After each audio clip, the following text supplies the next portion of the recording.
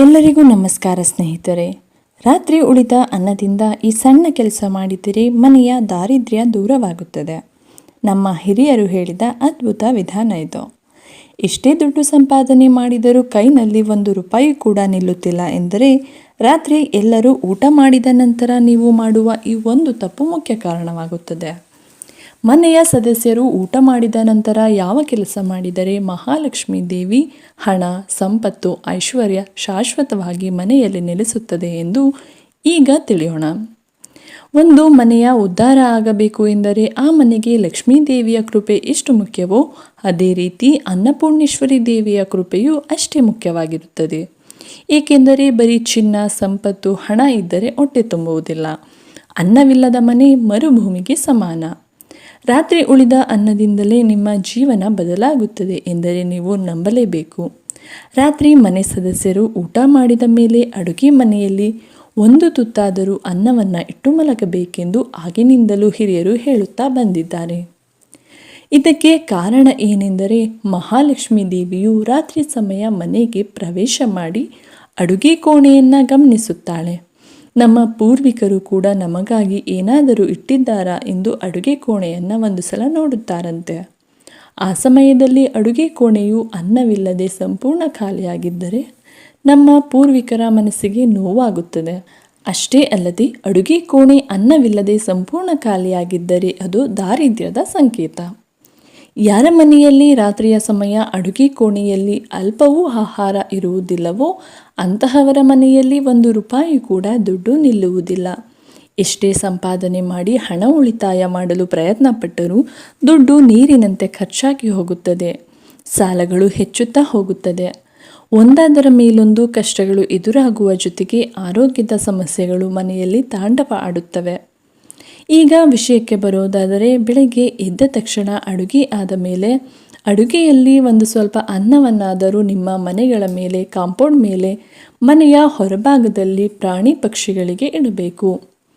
ನೀವು ಇಟ್ಟಂತಹ ಅನ್ನವನ್ನು ಕಾಗೆಗಳು, ಶ್ವಾನಗಳು ಬಂದು ತಿಂದರೆ ನಿಮ್ಮ ಪೂರ್ವಿಕರು ಸಂತೃಪ್ತರಾಗುತ್ತಾರೆ. ಪ್ರಾಣಿ ಪಕ್ಷಿಗಳ ಮೂಲಕ ಹಿರಿಯರು ನೀವಿಟ್ಟ ಆಹಾರವನ್ನು ಸ್ವೀಕರಿಸುತ್ತಾರೆ. ಇದರಿಂದ ನಿಮ್ಮ ಕುಟುಂಬಕ್ಕೆ ಇರುವ ಪಿತೃಶಾಪ, ಪಿತೃದೋಷಗಳು ಕೂಡ ದಿನ ಕಳೆದಂತೆ ಕಡಿಮೆಯಾಗುತ್ತದೆ. ನೀವು ಅಡುಗೆ ಮಾಡಿದ ನಂತರ ಮನೆಯ ಹೊರಭಾಗದಲ್ಲಿ ಇಟ್ಟ ಅನ್ನವನ್ನು ಗೋಮಾತೆ ಏನಾದರೂ ಬಂದು ಸ್ಪರ್ಶ ಮಾಡಿ ತಿಂದರೆ ಸಕಲ ದೇವತೆಗಳ ಅನುಗ್ರಹ ನಿಮ್ಮ ಮನೆಗೆ ಪ್ರತಿನಿತ್ಯ ಸಿಗುತ್ತದೆ. ಬೇಕಾದರೆ 1 ವಾರ ಇದನ್ನು ಗಮನಿಸಿ. ಒಂದು ಸಲ ನೀವು ನಿರ್ದಿಷ್ಟ ಸಮಯದಲ್ಲಿ ಮನೆಯ ಹೊರಭಾಗ ಆಹಾರ ಇಡಲು ಆರಂಭಿಸಿ. ಅದೇ ಸಮಯಕ್ಕೆ ಸರಿಯಾಗಿ ನಿಮ್ಮ ಮನೆ ಮುಂದೆ ಗೋಮಾತೆಯು ಬಂದು ನಿಲ್ಲುತ್ತಾಳೆ. ಪ್ರತಿನಿತ್ಯ ರಾತ್ರಿ ಸಮಯ 1 ತುತ್ತು ಅನ್ನವನ್ನು ಅಡುಗೆ ಮನೆಯಲ್ಲಿ ಎತ್ತಿಡಬೇಕು. ನೀವು ರಾತ್ರಿ ಇಟ್ಟ ಅನ್ನವನ್ನು ಬೆಳಗ್ಗೆ ಎದ್ದ ನಂತರ ಮನೆಯ ಹೊರಭಾಗಕ್ಕೆ ಇಟ್ಟರೆ ಪಕ್ಷಿ ಪ್ರಾಣಿಗಳ ಮೂಲಕ ಮನೆಗೆ ದೇವರ ಅನುಗ್ರಹ ಪ್ರವೇಶ ಮಾಡುತ್ತದೆ. ನೀವು ಇಟ್ಟಂತಹ ಅನ್ನವನ್ನು ತಿಂದು ಗೋಮಾತೆ, ಶ್ವಾನ ಅಥವಾ ವಿವಿಧ ಪಕ್ಷಿಗಳು ನಿಮ್ಮ ಕುಟುಂಬಕ್ಕೆ ಒಳಿತಾಗಲಿ ಎಂದು ಹರಸುತ್ತವೆ. ಬೆಳಗ್ಗೆ ಎದ್ದು ಮಾಡುವ ಅನ್ನವನ್ನಾದರೂ ಸರಿ, ರಾತ್ರಿ ಮಾಡಿದಾಗ ಅಡುಗೆಯಲ್ಲಿ ಉಳಿದ ಅನ್ನವಾದರೂ ಸರಿ, ಒಂದು ಪಕ್ಷಿ ಅಥವಾ ಪ್ರಾಣಿಗೆ ಸಾಕಾಗುವಷ್ಟು ಆಹಾರವನ್ನು ಪ್ರತಿನಿತ್ಯ ಮನೆಯ ಹೊರಭಾಗದಲ್ಲಿ ಪೂರ್ವಿಕರನ್ನು ನೆನೆದು ಮಹಾಲಕ್ಷ್ಮಿ ಅನ್ನಪೂರ್ಣೇಶ್ವರಿ ದೇವಿಯನ್ನು ನೆನೆದು ಇಡಲು ಆರಂಭಿಸಿ. ಈ ಸಣ್ಣ ಉಪಾಯದಿಂದ ನಿಮ್ಮ ಪತಿ ಎಷ್ಟೇ ಕಷ್ಟದಲ್ಲಿದ್ದರೂ ಮಹಾಲಕ್ಷ್ಮೀ ದೇವಿಯ ಕೃಪೆ ಸಿಗುತ್ತದೆ.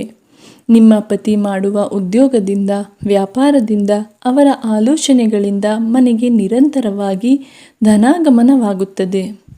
ದುಡ್ಡಿನ ಸಮಸ್ಯೆಗಳು ಕ್ರಮೇಣ ಮನೆಯಲ್ಲಿ ನಿಲ್ಲುತ್ತವೆ. ಸಂಪಾದನೆ ಮಾಡಿದ ಹಣ ಮತ್ತಷ್ಟು ವೃದ್ಧಿಯಾಗಿ ಸಾಲಗಳಿಂದ ಹೊರಬರುತ್ತೀರಿ.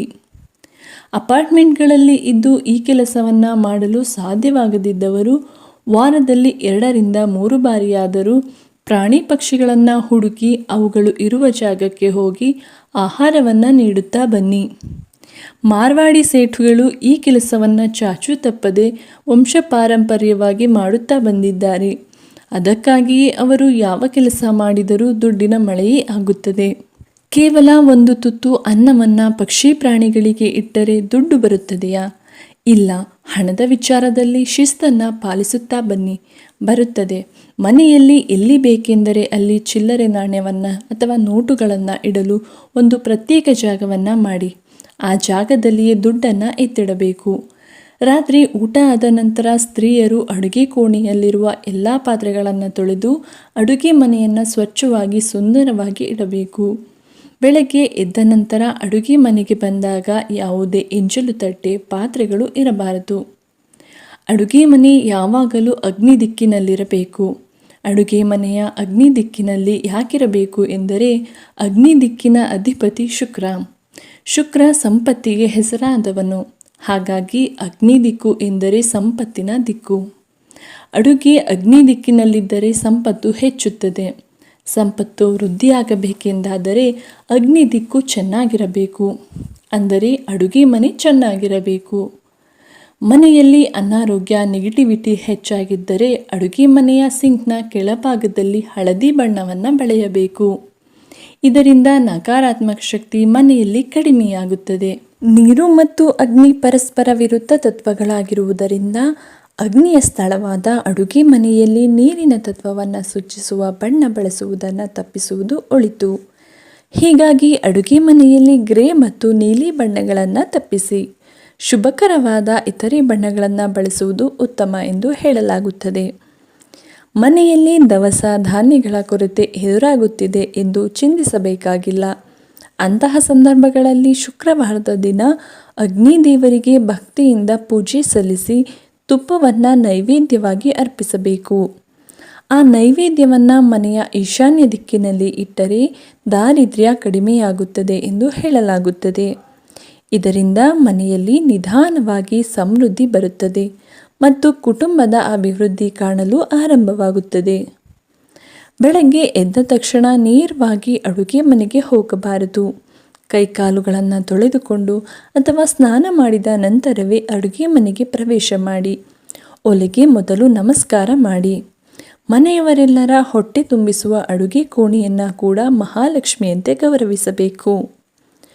ಮನೆಯಲ್ಲಿ ಆರ್ಥಿಕ ಸಂಕಷ್ಟಗಳು ನಿಲ್ಲಲು ಯಾವ ಪರಿಹಾರಗಳನ್ನು ಪಾಲಿಸಬೇಕೆಂದು ಈ ವಿಡಿಯೋದಲ್ಲಿ ನಾವು ತಿಳಿಸಿಕೊಟ್ಟಿದ್ದೇವೆ.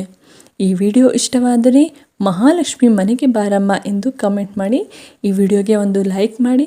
ಹಾಗೆ ನಮ್ಮ ಚಾನಲ್ಗೆ ಇನ್ನೂ ಯಾರ್ಯಾರು ಸಬ್ಸ್ಕ್ರೈಬ್ ಆಗಿಲ್ಲ ಈ ಕೂಡಲೇ ಸಬ್ಸ್ಕ್ರೈಬ್ ಮಾಡ್ಕೊಳ್ಳಿ. ಎಲ್ಲರಿಗೂ ಧನ್ಯವಾದಗಳು.